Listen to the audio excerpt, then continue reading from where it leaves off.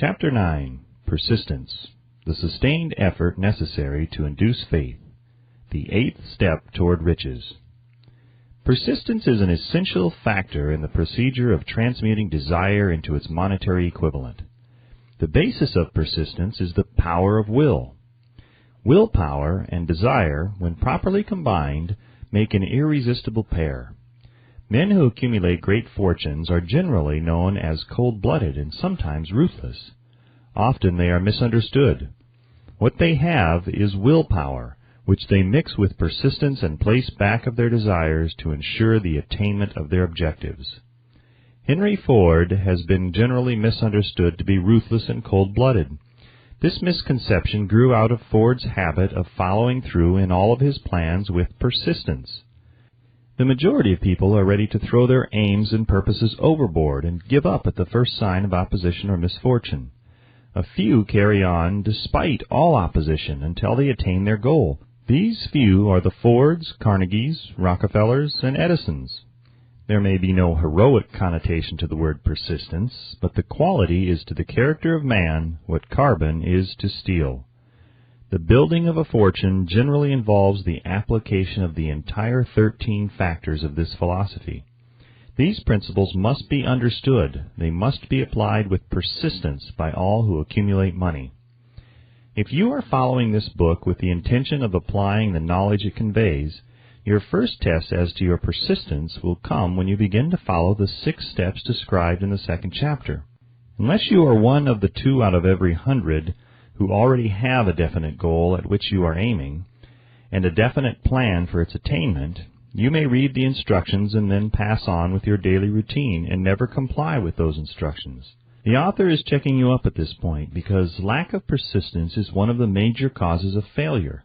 Moreover, experience with thousands of people has proved that lack of persistence is a weakness common to the majority of men. It is a weakness which may be overcome by effort. The ease with which lack of persistence may be conquered will depend entirely upon the intensity of one's desire. The starting point of all achievement is desire. Keep this constantly in mind. Weak desires bring weak results, just as a small amount of fire makes a small amount of heat. If you find yourself lacking in persistence, this weakness may be remedied by building a stronger fire under your desires. Continue to read through to the end, then go back to Chapter 2 and start immediately to carry out the instructions given in connection with the 6 steps. The eagerness with which you follow these instructions will indicate clearly how much or how little you really desire to accumulate money. If you find that you are indifferent, you may be sure that you have not yet acquired the money consciousness which you must possess before you can be sure of accumulating a fortune. Fortunes gravitate to men whose minds have been prepared to attract them, just as surely as water gravitates to the ocean. In this book may be found all the stimuli necessary to attune any normal mind to the vibrations which will attract the object of one's desires. If you find you are weak in persistence, center your attention upon the instructions contained in the chapter on power. Surround yourself with a mastermind group, and through the cooperative efforts of the members of this group, you can develop persistence. You will find additional instructions for development of persistence in the chapters on autosuggestion in the subconscious mind. Follow the instructions outlined in these chapters until your habit nature hands over to your subconscious mind a clear picture of the object of your desire. From that point on, you will not be handicapped by lack of persistence. Your subconscious mind works continuously while you are awake and while you are asleep. Spasmodic or occasional effort to apply the rules will be of no value to you. To get results, you must apply all of the rules until their application becomes a fixed habit with you. In no other way can you develop the necessary money consciousness. Poverty is attracted to the one whose mind is favorable to it, as money is attracted to him whose mind has been deliberately prepared to attract it, and through the same laws. Poverty consciousness will voluntarily seize the mind which is not occupied with the money consciousness.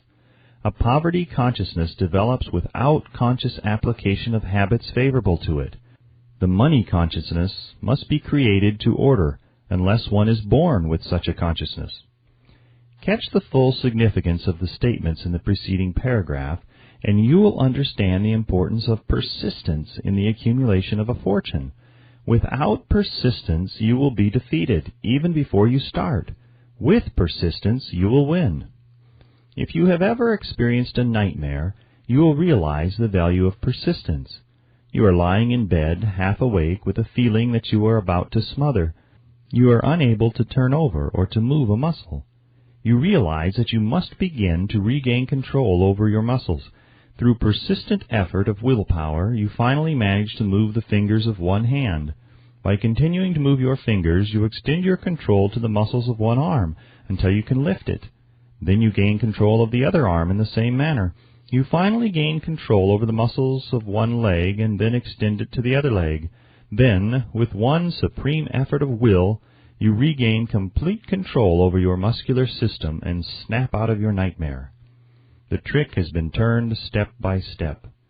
You may find it necessary to snap out of your mental inertia through a similar procedure, moving slowly at first and then increasing your speed until you gain complete control over your will.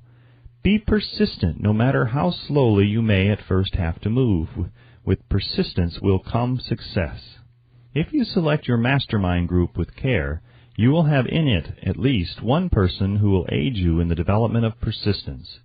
Some men who have accumulated great fortunes did so because of necessity. They developed the habit of persistence because they were so closely driven by circumstances that they had to become persistent. There is no substitute for persistence. It cannot be supplanted by any other quality. Remember this, and it will hearten you in the beginning when the going may seem difficult and slow. Those who have cultivated the habit of persistence seem to enjoy insurance against failure. No matter how many times they are defeated, they finally arrive up toward the top of the ladder. Sometimes it appears that there is a hidden guide whose duty is to test men through all sorts of discouraging experiences. Those who pick themselves up after defeat and keep on trying arrive, and the world cries, "Bravo! I knew you could do it." The hidden guide lets no one enjoy great achievement without passing the persistence test. Those who can't take it simply do not make the grade. Those who can take it are bountifully rewarded for their persistence. They receive as their compensation whatever goal they are pursuing. That is not all. They receive something infinitely more important than material compensation, the knowledge that every failure brings with it the seed of an equivalent advantage. There are exceptions to this rule. A few people know from experience the soundness of persistence. They are the ones who have not accepted defeat as being anything more than temporary. They are the ones whose desires are so persistently applied that defeat is finally changed into victory. We who stand on the sidelines of life see the overwhelmingly large number who go down in defeat, never to rise again. We see the few who take the punishment of defeat as an urge to greater effort. These, fortunately, never learn to accept life's reverse gear. But what we do not see, what most of us never suspect of existing, is the silent but irresistible power which comes to the rescue of those who fight on in the face of discouragement. If we speak of this power at all, we call it persistence, and let it go at that. One thing we all know, if one does not possess persistence, one does not achieve noteworthy success in any calling. As these lines are being written, I look up from my work and see before me, less than a block away, the great mysterious Broadway, the graveyard of dead hopes, and the front porch of opportunity. From all over the world, people have come to Broadway seeking fame, fortune, power, love, or whatever it is that human beings call success. Once in a great while, someone steps out from the long procession of seekers, and the world hears that another person has mastered Broadway. But Broadway is not easily nor quickly conquered. She acknowledges talent, recognizes genius, pays off in money only after one has refused to quit. Then we know he has discovered the secret of how to conquer Broadway. The secret is always inseparably attached to one word: persistence. The secret is told in the struggle of Fannie Hurst, whose persistence conquered the Great White Way. She came to New York in 1915 to convert writing into riches. The conversion did not come quickly, but it came. For 4 years, Miss Hurst learned about the sidewalks of New York from first-hand experience. She spent her days laboring and her nights hoping. When hope grew dim, she did not say, "All right, Broadway, you win." She said, "Very well, Broadway, you may whip some, but not me. I'm going to force you to give up." One publisher, the Saturday Evening Post, sent her 36 rejection slips before she broke the ice and got a story across. The average writer, like the average in other walks of life, would have given up the job when the first rejection slip came. She pounded the pavements for 4 years to the tune of the publisher's no, because she was determined to win. Then came the payoff. The spell had been broken. The unseen guide had tested Fannie Hurst, and she could take it. From that time on, publishers made a beaten path to her door. Money came so fast she hardly had time to count it. Then the moving picture men discovered her, and money came not in small change, but in floods. The moving picture rights to her latest novel, Great Laughter, brought $100,000, said to be the highest price ever paid for a story before publication. Her royalties from the sale of the book probably will run much more. Briefly, you have a description of what persistence is capable of achieving. Fannie Hurst is no exception. Wherever men and women accumulate great riches, you may be sure they first acquired persistence. Broadway will give any beggar a cup of coffee and a sandwich, but it demands persistence of those who go after the big stakes. Kate Smith will say amen when she reads this. For years she sang without money and without price before any microphone she could reach. Broadway said to her, "Come and get it if you can take it." She did take it until one happy day Broadway got tired and said, "What's the use? You don't know when you're whipped, so name your price and go to work in earnest." Smith named the price. It was plenty. Away up in figures so high that one's week's salary is far more than most people make in a whole year. Verily, it pays to be persistent. Persistence is a state of mind, therefore it can be cultivated. Like all states of mind, persistence is based upon definite causes. Among them, these. A. Definiteness of purpose. Knowing what one wants is the first and perhaps the most important step toward the development of persistence. A strong motive forces one to surmount many difficulties. B. Desire. It is comparatively easy to acquire and to maintain persistence in pursuing the object of intense desire. C. Self-reliance. Belief in one's ability to carry out a plan encourages one to follow the plan through with persistence. Self-reliance can be developed through the principle described in the chapter on autosuggestion. D. Definiteness of plans. Organized plans, even though they may be weak and entirely impractical, encourage persistence. E. Accurate knowledge. Knowing that one's plans are sound, based upon experience or observation, encourages persistence. Guessing instead of knowing destroys persistence. F. Cooperation. Sympathy, understanding, and harmonious cooperation with others tend to develop persistence. G. Willpower. The habit of concentrating one's thoughts upon the building of plans for the attainment of a definite purpose leads to persistence. H. Habit. Persistence is the direct result of habit. The mind absorbs and becomes a part of the daily experiences upon which it feeds. Fear, the worst of all enemies, can be effectively cured by forced repetition of acts of courage. Everyone who has seen active service in war knows this. Before leaving the subject of persistence, take inventory of yourself and determine in what particular, if any, you are lacking in this essential quality. Measure yourself courageously, point by point, and see how many of the 8 factors of persistence you lack.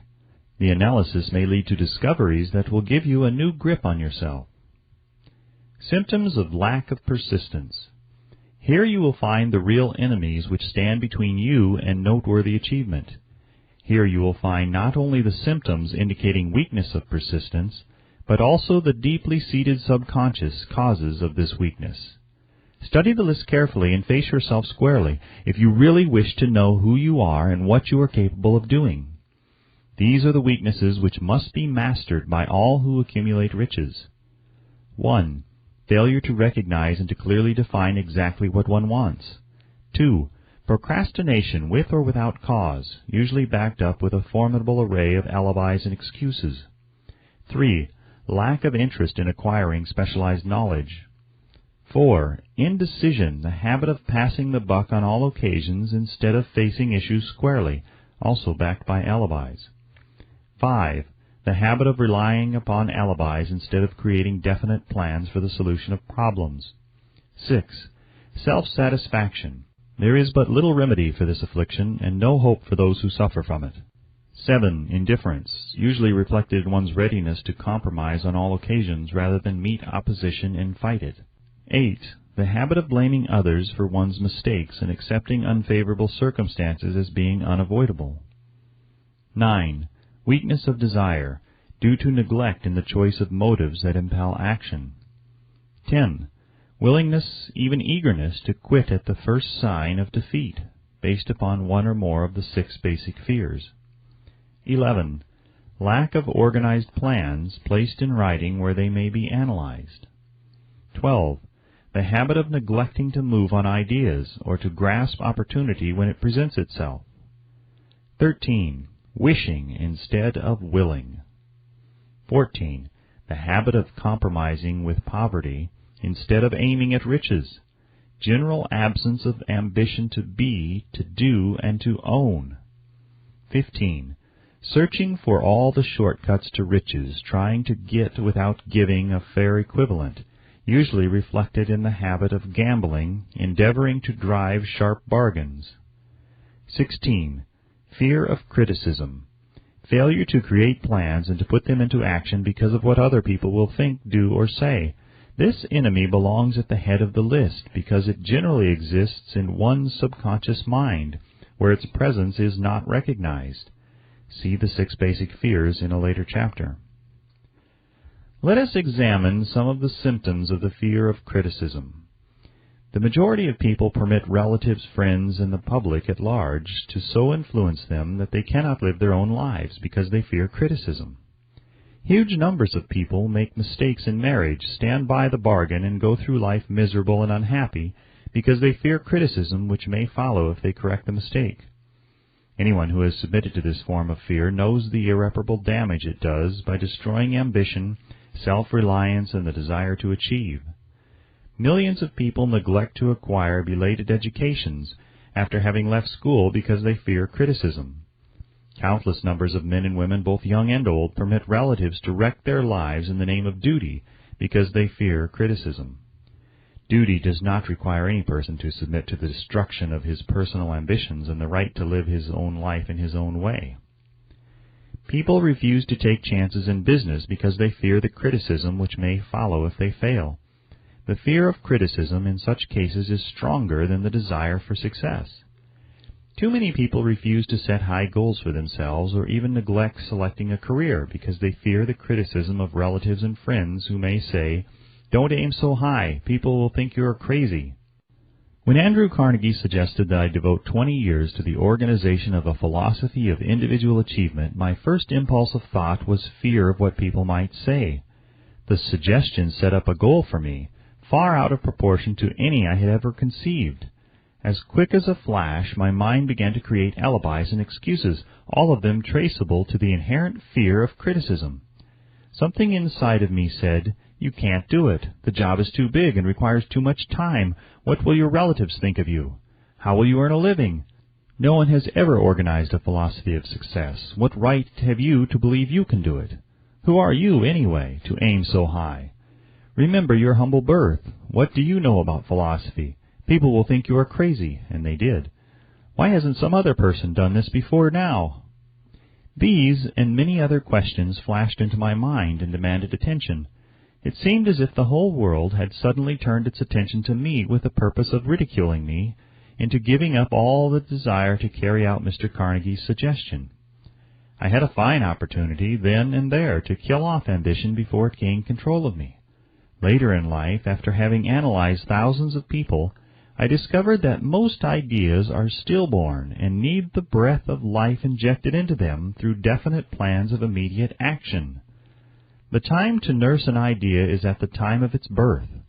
Every minute it lives gives it a better chance of surviving. The fear of criticism is at the bottom of the destruction of most ideas which never reach the planning and action stage. Many people believe that material success is the result of favorable breaks. There is an element of ground for that belief, but those depending entirely upon luck are nearly always disappointed, because they overlook another important factor which must be present before one can be sure of success. It is the knowledge with which favorable breaks can be made to order. During the Depression, W.C. Fields, the comedian, lost all his money and found himself without income, without a job and his means of earning a living.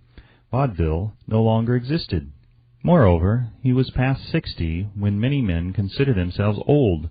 He was so eager to stage a comeback that he offered to work without pay in a new field, movies. In addition to his other troubles, he fell and injured his neck. To many, that would have been the place to give up and quit. But Fields was persistent. He knew that if he carried on, he would get the breaks sooner or later, and he did get them, but not by chance. Marie Dressler found herself down and out with her money gone with no job when she was about 60. She, too, went after the breaks and got them. Her persistence brought an astounding triumph late in life, long beyond the age when most men and women are done with ambition to achieve. Eddie Cantor lost his money in the 1929 stock crash, but he still had his persistence and his courage. With these, plus 2 prominent eyes, he exploited himself back into an income of $10,000 a week. Verily, if one has persistence, one can get along very well without many other qualities. The only break anyone can afford to rely upon is a self-made break. These come through the application of persistence. The starting point is definiteness of purpose. Examine the first 100 people you meet. Ask them what they want most in life, and 98 of them will not be able to tell you. If you press them for an answer, some will say security, many will say money, a few will say happiness, others will say fame and power, and still others will say social recognition, ease in living, ability to sing, dance, or write. But none of them will be able to define these terms or give the slightest indication of a plan by which they hope to attain these vaguely expressed wishes. Riches do not respond to wishes. They respond only to definite plans backed by definite desires through constant persistence. How to develop persistence? There are 4 simple steps which lead to the habit of persistence. They call for no great amount of intelligence, no particular amount of education, and but little time or effort. The necessary steps are: 1. A definite purpose backed by burning desire for its fulfillment. 2. A definite plan expressed in continuous action. 3. A mind closed tightly against all negative and discouraging influences, including negative suggestions of relatives, friends, and acquaintances. 4. A friendly alliance with one or more persons who will encourage one to follow through with both plan and purpose. These 4 steps are essential for success in all walks of life. The entire purpose of the 13 principles of this philosophy is to enable one to take these 4 steps as a matter of habit. These are the steps by which one may control one's economic destiny. They are the steps that lead to freedom and independence of thought. They are the steps that lead to riches in small or great quantities. They lead the way to power, fame, and worldly recognition. They are the 4 steps which guarantee favorable breaks. They are the steps that convert dreams into physical realities. They lead also to the mastery of fear, discouragement, indifference. There is a magnificent reward for all who learn to take these 4 steps. It is the privilege of writing one's own ticket and of making life yield whatever price is asked. I have no way of knowing the facts, but I venture to conjecture that Mrs. Wallace Simpson's great love for a man was not accidental, nor the result of favorable breaks alone. There was a burning desire and careful searching at every step of the way. Her first duty was to love. What is the greatest thing on earth? The Master called it love, not man-made rules, criticism, bitterness, slander, or political marriages, but love. She knew what she wanted, not after she met the Prince of Wales, but long before that. Twice when she had failed to find it, she had the courage to continue her search. To thine own self be true, and it must follow, as the night the day, thou canst not then be false to any man. Her rise from obscurity was of the slow, progressive, persistent order, but it was sure. She triumphed over unbelievably long odds, and no matter who you are, or what you may think of Wallis Simpson, or the king who gave up his crown for her love, she is an astounding example of applied persistence, an instructor on the rules of self-determination, from whom the entire world might profitably take lessons. When you think of Wallis Simpson, think of one who knew what she wanted, and shook the greatest empire on earth to get it. Women who complain that this is a man's world, that women do not have an equal chance to win, owe it to themselves to study carefully the life of this unusual woman, who at an age when most women consider old, captured the affections of the most desirable bachelor in the entire world. And what of King Edward? What lesson may we learn from his part in the world's greatest drama of recent times? Did he pay too high a price for the affections of the woman of his choice? Surely no one but he can give the correct answer. The rest of us can only conjecture. This much we know. The king came into the world without his own consent. He was born to great riches without requesting them. He was persistently sought in marriage. Politicians and statesmen throughout Europe tossed dowagers and princesses at his feet. Because he was the firstborn of his parents, he inherited a crown which he did not seek, and perhaps did not desire. For more than 40 years he was not a free agent, could not live his life in his own way, had but little privacy, and finally assumed duties inflicted upon him when he ascended the throne. Some will say, with all these blessings, King Edward should have found peace of mind, contentment, and joy of living. The truth is that back of all the privileges of a crown, all the money, the fame, and the power inherited by King Edward, there was an emptiness which could be filled only by love. His greatest desire was for love. Long before he met Wallis Simpson, he doubtless felt this great universal emotion tugging at the strings of his heart, beating upon the door of his soul, and crying out for expression. And when he met a kindred spirit crying out for this same holy privilege of expression, he recognized it, and without fear or apology opened his heart and bade it enter. All the scandal-mongers in the world cannot destroy the beauty of this international drama, through which two people found love and had the courage to face open criticism, renounce all else to give it holy expression. King Edward's decision to give up the crown of the world's most powerful empire for the privilege of going the remainder of the way through life with the woman of his choice was a decision that required courage. The decision also had a price, but who has the right to say the price was too great? Surely not he who said, "He among you who is without sin, let him cast the first stone." As a suggestion to any evil-minded person who chooses to find fault with the Duke of Windsor because his desire was for love and for openly declaring his love for Wallis Simpson and giving up his throne for her, let it be remembered that the open declaration was not essential. He could have followed the custom of clandestine liaison, which has prevailed in Europe for centuries without giving up either his throne or the woman of his choice, and there would have been no complaint from either church or laity. But this unusual man was built of sterner stuff. His love was clean. It was deep and sincere. It represented the one thing which above all else he truly desired. Therefore he took what he wanted and paid the price demanded. If Europe had been blessed with more rulers with the human heart and the traits of honesty of ex-King Edward, for the past century that unfortunate hemisphere, now seething with greed, hate, lust, political connivance, and threats of war, would have a different and a better story to tell, a story in which love and not hate would rule. In the words of Stuart Austin Weir, we raise our cup and drink this toast to ex-King Edward and Wallis Simpson.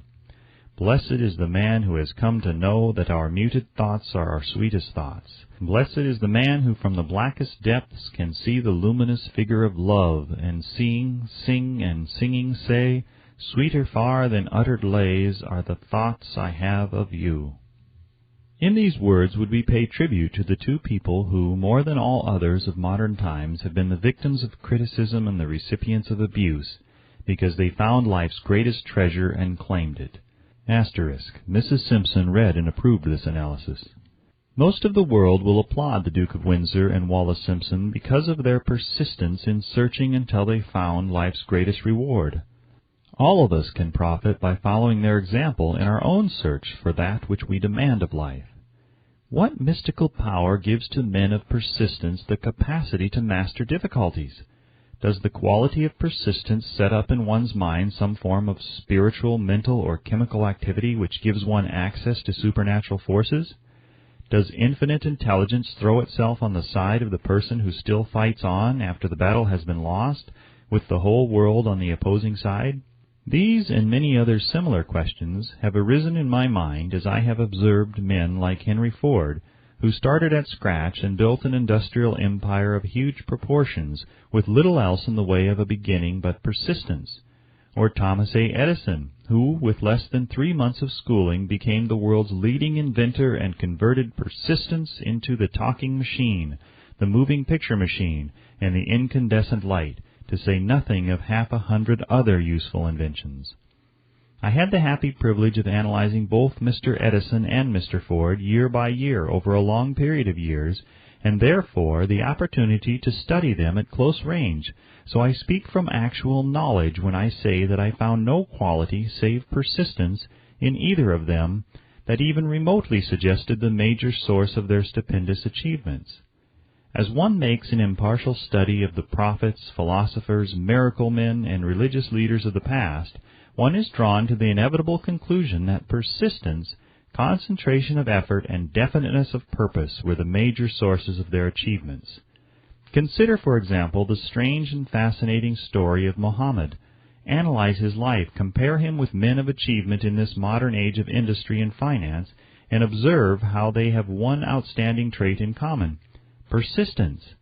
If you are keenly interested in studying the strange power which gives potency to persistence, read a biography of Muhammad, especially the one by Asad Bai.